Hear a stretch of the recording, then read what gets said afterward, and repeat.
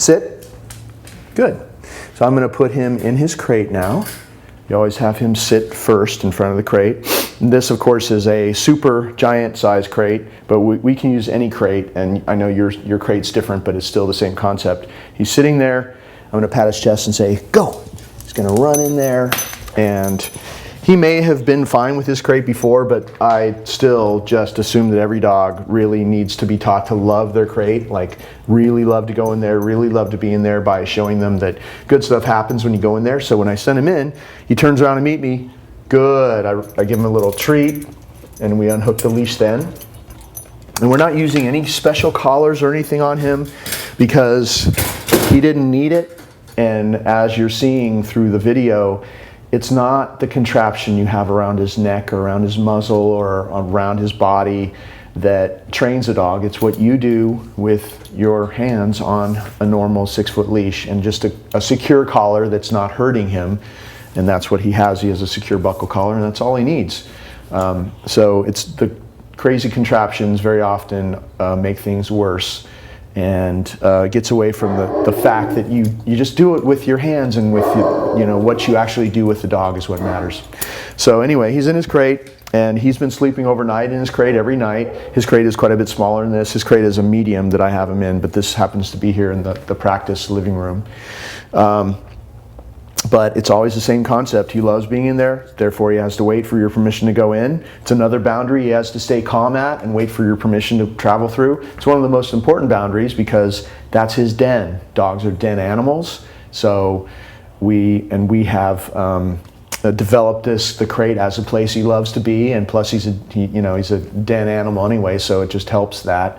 And all kinds of good stuff happens in there. If we gave him a bone or chewy or anything, it all went in there. When I gave him his kibble to feed him, it was all in there. So all good stuff happens in there. No training gets done in there because you can't control, like if you're trying to get him to do sits or downs in there, you can't control by reaching in there. So once he goes through that boundary, it's a free time place. You control the boundary. That's what you control. Once he's in there, don't do any other training. On the way out, he needs to wait as well. And when he waits like that, I always, reward him for waiting. If he tried to run out, I'd say no. Give it a slam, a little token slam. He knows the moves, so if you do these moves, good. It may take him a few days to adjust to the new way that you're doing with him, because he's used to doing a whole set of other behaviors with you. But once he realizes you're doing what I'm doing, it'll click in. Oh yeah, okay, that's what I did there. And now we're going to do it here. So just try to be as clear with him as possible and practice my moves as much as possible. So I reached in, I hooked him up, simple as that. I want to have him on the leash when he's in there. I want to hook him up and take him off the leash because a lot of times dogs are struggling and jumping around and all excited when you're trying to get him hooked up. And we want him to be standing there calmly and waiting for you to do that and not being disrespectful and trying to get away from you or not staying calm when you hook him up on his leash. And see how he almost came out? So you can also say no if he comes out, and I wanted him to make a mistake. Just do that.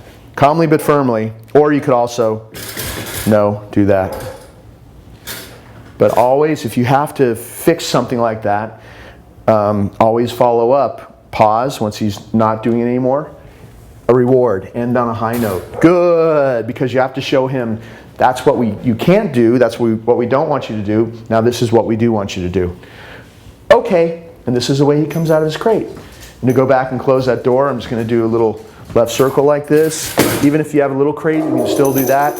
Anytime you want to take the opportunity to do left circles with him, it's a good thing. And sit. It will, that little turning into him, that little herding thing with your body, it may seem like a small thing, but doing that multiple times a day really makes him feel like you're taking charge. So anytime you get an opportunity to do a circle like that, go ahead and do that. Okay.